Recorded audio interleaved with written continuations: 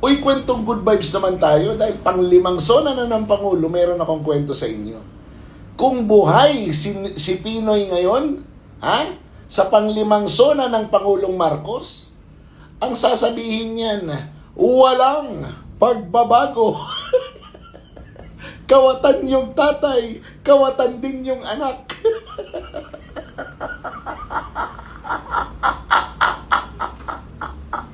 Yun ang sasabihin ni Pinoy. Pero maganda yung sinabi ni PRRD. Yung sabi ni PRRD, huwag mong subukan. Sinubukan, nagnakaw. Anong sagot ni Marcos? Mahiya naman kayo. Hindi ako yon. Si Martin yon. At si Saldico. Ayun. Pero hindi yan ang totoong kwento.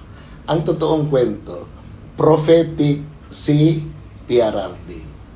Ang sabi niya kay Marcos, huwag mong subukan dahil ang sunod na Pangulo, si Sara Duterte.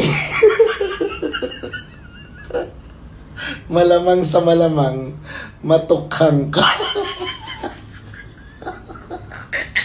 Ang daming umiiyak. 2 taon na lang kayo. Abay nang gagalait yung mga vlogger ni Bongbong Marcos. Bakit daw yung mga Pilipino hindi concerned doon sa nangyaring baha sa Davao? Abay, concerned kami doon sa mga nabahaan.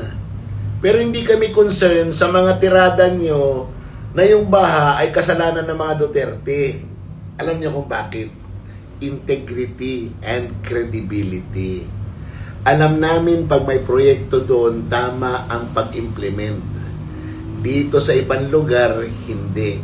Kaya doon, pag bumaha, kahit sabihin nyo pang 51 billion ni Pulong, alam ng mga Pilipino na yung 51 billion ginamit ng tama.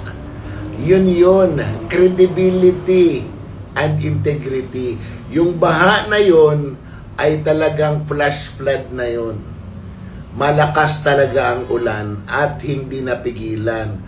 Pero hindi ibig sabihin nun na ang mga proyekto doon ay substandard o kaya ay ghost project. Yun. Kaya huwag kayong mag-alala. Ang mga Pilipino marunong mag-isip yan. At ang kanilang iniisip palagi yung integridad at kredibilidad ng taong nagsasabi at ng taong nag-aakusa. Kaya baguhin nyo yung inyong mga sistema dahil hindi tatanggapin ng mga Pilipino yung paliwanag nyo at mga paninira nyo. Kasi kilala ng mga Pilipino ang ugali ng mga Duterte.